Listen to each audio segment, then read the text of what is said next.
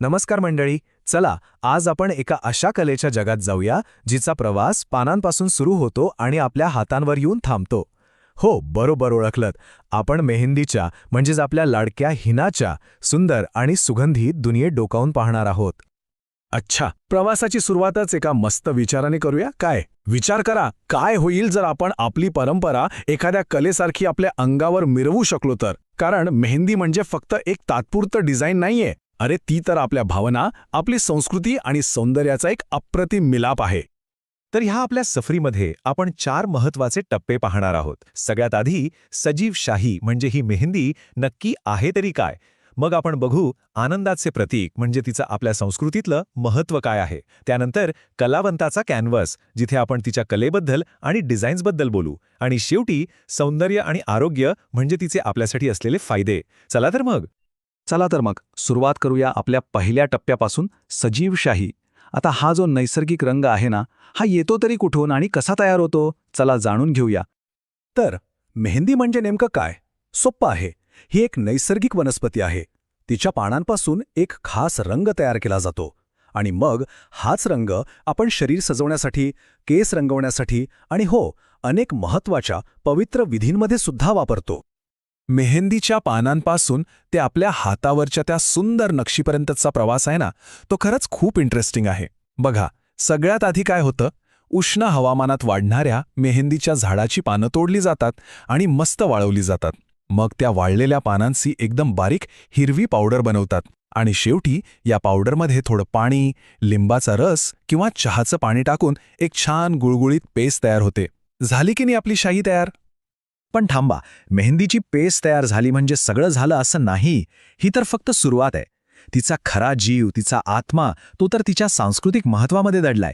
चला तर आता वळूया आपल्या दुसऱ्या टप्प्याकडे, आनंदाचे प्रतीक. बघूया तरी ही कला आपल्या संस्कृती आणि सणांशी इतकी घट्ट कशी जोडली गेली आहे. आपल्या भारतीय संस्कृतीत मेहंदी म्हणजे फक्त एक कला नाहीये, तर तिला एक आशीर्वाद मानलं जातं. ती सौंदर्य, आनंद आणि सौभाग्याचं प्रतीक आहे.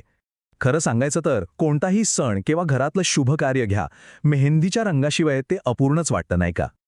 आणि हो, हे फक्त काही लग्नापुरतं मर्यादित नाहीये हं. दिवाळी असो, तीज असो, करवा चौथ असो किंवा दुसरे कोणतेही सण आणि पवित्र कार्यक्रम असोत, मेहंदी लावणं हा तर आपल्या परंपरेचा एक अविभाज्य भाग बनला आहे. आणि हा एक खूप सुंदर समज आपल्याकडे प्रचलित आहे, नाही का? की नवरीच्या हातावरचा मेहंदीचा रंग जेवढा गडद, तेवढंच तिच्या लग्नात प्रेम जास्त. आणि म्हणूनच मेहंदीच्या रंगाला इतकं महत्त्व दिलं जातं.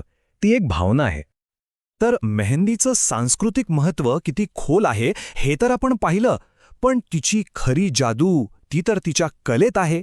चला तर मग आपल्या तिसऱ्या टप्प्यात जाऊया, कलावंताचा कॅनव्हास.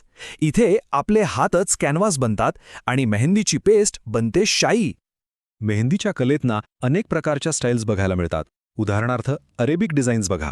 त्यात मोठ्या पसरट वेली आणि पानांची नक्षी असते आणि हातावर बरीच मोकळी जागा दिसते. आणि त्याच्या अगदी उलट आहेत आपल्या भारतीय डिझाईन्स, एकदम बारीक, नाजूक आणि हात पूर्ण भरलेल्या. त्यात तर मोर, फुलं, एवढंच काय, मानवी आकृत्या सुद्धा असतात. मग आता तो प्रश्न येतोच, जो आपल्या सगळ्यांच्याच मनात असतो, की तो गडद, सुंदर, आकर्षक रंग मिळवायचा तरी कसा?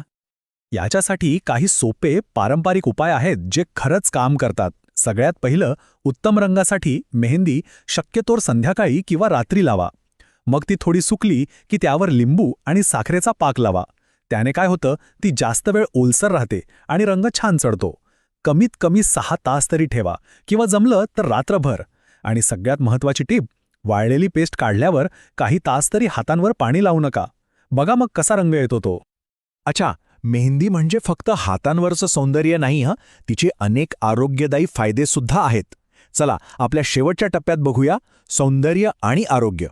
ही कला आपल्या आरोग्यासाठी नक्की कशी आणि किती फायदेशीर आहे ते पाहू. तुम्हाला माहितीये का की मेहंदी फक्त सुंदरच नाही तर गुणकारी सुद्धा आहे. तिचा सगळ्यात मोठा फायदा म्हणजे ती शरीराला थंडावा देते, खास करून उन्हाळ्यात. आयुर्वेदात तर तिला त्वचेच्या अनेक समस्यांवर रामबाण उपाय मानलं जातं. आणि केसांचं तर विचारूच नका. केसांसाठी तर ती जणू एक नैसर्गिक वरदान आहे. केस मजबूत करते, कोंडा कमी करते आणि एक सुंदर नैसर्गिक रंगसुद्धा देते. पण इथे एक गोष्ट लक्षात ठेवणं खूप खूप महत्त्वाचं आहे. तो म्हणजे नैसर्गिक आणि रासायनिक मेहंदीतला फरक. बघा, नैसर्गिक मेहंदी 100% वनस्पतींपासून बनलेली असते. तिचा रंग छान लालसर तपकिरी येतो आणि ती त्वचेसाठी एकदम सुरक्षित असते. पण बाजारात जी रासायनिक मेहंदी मिळते त्यात घातक केमिकल्स असू शकतात, ज्यामुळे त्वचेला गंभीर ॲलर्जी होऊ शकते. त्यामुळे एकच गोष्ट लक्षात ठेवा, नेहमी नैसर्गिक मेहंदीच वापरा. आणि आज तर आपल्या या मेहंदीच्या कलेने सगळ्या सीमा ओलांडल्या आहेत. आता ती फक्त एक परंपरा राहिलेली नाही, तर जगभरात तिला एक कला म्हणून ओळख मिळाली आहे. जगभरातले कलाकार ही कला शिकत आहेत, त्यात नवनवीन प्रयोग करत आहेत आणि तिला एका वेगळ्याच उंचीवर घेऊन जात आहेत. तर मग ह्या सगळ्या प्रवासातून आपण काय शिकलो? की मेहंदी म्हणजे फक्त हातावरची सजावट नाही, ती आपल्या परंपरेचं, आपल्या संस्कृतीचं आणि आपल्या आनंदाचं एक जिवंत प्रतीक आहे.